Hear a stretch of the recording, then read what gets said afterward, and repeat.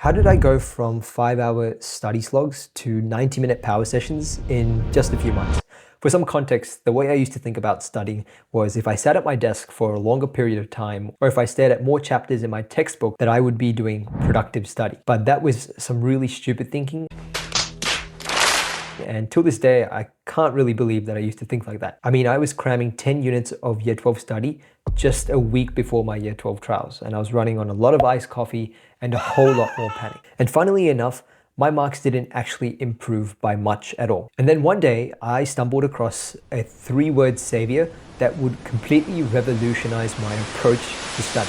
It's called the minimum effective dose, or M.E.D. It's a term usually attributed to the medical or longevity field. However, I ended up using this exact concept to cut my study time by more than half. So in today's video, I'm going to do my best to cover the following: why the grinding or more hours mindset is terrible, what the M.E.D method is and how it actually works, and a dead simple test to check if your study is wasting time or actually moving the needle. So without further ado, let's get into today's video and help you study more effectively. Okay, so let's call out the elephant in the room. If studying more hours actually resulted in better marks, then why are some of the best and top performing students in the country the ones who are studying for significantly less periods of time, but still managing to get the best marks? Here's an important truth to come to terms with. Your brain doesn't reward you for the time spent on an activity. It will reward you for putting your energy and effort into the right thing. There is even a name for this called desirable difficulties. It's a concept from a cognitive scientist named Robert Brajoke,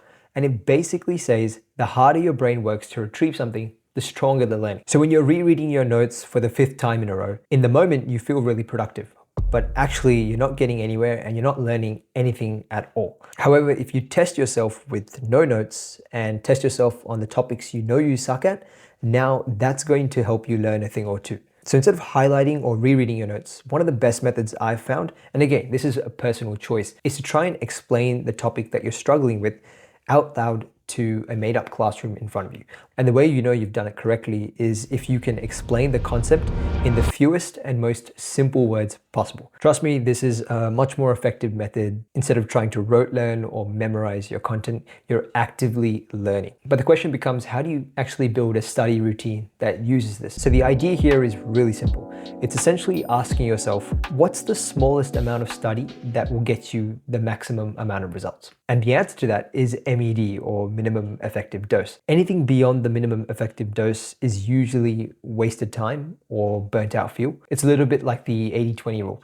80% of results usually come from 20% of effort or activity. So let me show you how M.E.D might be applicable to some common subjects. Let's take English for an example. A very common way a lot of students go about studying for English is to essentially memorize and regurgitate essays on exam days. Now, instead of taking that approach, you can spend 45 minutes doing a past paper prompt that you haven't seen before, and then spend about 15 to 20 minutes trying to assess your structure and gather some feedback on where you went right and where you could possibly improve for the future. In maths, for an example, instead of doing 40 questions in a row, try and pick 5 relatively difficult ones and then go back and see where you struggled and where you improved, and then of course focus on rectifying any of those shortcomings. The most important thing to remember about the M.E.D method is that it's all about depth and not duration. And the best place to better understand this concept and its application is with any elite athlete. They train just enough to grow and become better at what they do, but they never do it to the point where they eventually burn out. So now that you know about the minimum effective dose method, a question that you might be trying to wrangle your head around is, how do you know if your study session is actually working? And so at this point, I think a really good question to consider asking yourself is, can I recall 80% of what I just studied 10 hours later? Now, if the answer is a no, that long study session that you completed was mostly a waste of time. And so you need to adjust based on the following variables. You might need to shorten the session. If you did a 2-hour study session, but you weren't able to actually memorize any of the content, you might want to shorten that. You might want to add different testing elements at the same time. So maybe you were focusing on one style of question, or you were focusing on questions that were a little too easy. You need to create variation. Or number 3, you can replace passive review with active review. Very similar to the idea of pretending to present the topic that you're struggling with in front of a classroom. At the end of the day, the goal really is to figure out what the minimum effective dose is for you, because you have to remember that everyone's will look slightly different. So one way I've found to actually figure out whether my study session was effective or not was I used to take a camera and record myself explaining the topic with a 3-minute timer. And what I would do then is I would play back the recording to see if it actually made sense, or I would even show it to a family member to see what they would say. And if the answer is a yes, then congrats.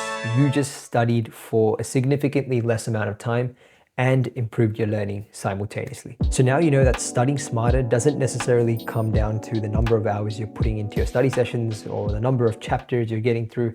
It really does come down to the strategy and the approach that you take. Now, I understand that some of you might actually enjoy studying for those longer periods of time, but I think the MED approach is a great mental model to have regardless, because at the end of the day, it does a really good job in telling you how to get more done in less time. With that being said, I hope you enjoyed today's video, and if you did, consider subscribing to the KISS YouTube channel and let me know how the MED method works out for you.